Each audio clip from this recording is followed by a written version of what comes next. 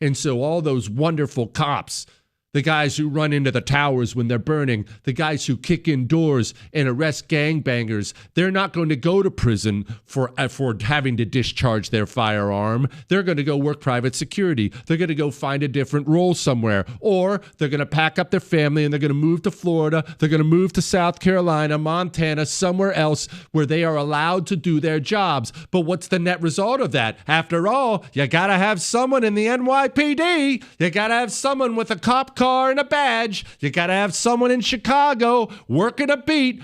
So who are you going to get? Well, let me go ahead and spoil it for you. The communist leadership in these cities, they only select the most scummy, dirty communists, and they promote them through the ranks of these police organizations. They run the good cops out of town. Now they're all working a beat in Florida, and they then began to fill up these police organizations with the biggest bunch of DEI order-following scumbags you've ever seen in your entire life. Do you remember that story from Memphis of that dude who got beaten to death? This is another one you can look at on camera, although, kids, I wouldn't recommend it at all because it's a little bit ugly. You've got these 5 black cops. They arrest this guy, and then while he's in handcuffs, you can watch them beat him to death on camera. Guess where they got those 5 black cops from? They were all post-George Floyd DEI hired cops.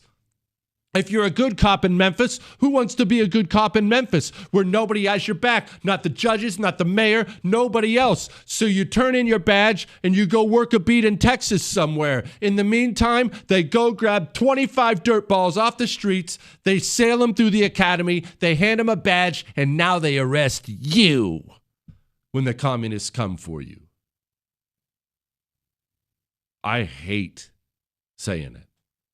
And I hate that this is where we are. And by the way, don't send me an email saying cops have always been scumbags, because that's not true at all. Yes, there have always been dirty cops, and that is the worst thing in the world. I fully acknowledge that. There have always been dirty, corrupt cops. I'm talking about pervasive rot throughout the big city police departments, and now you had best start being real careful.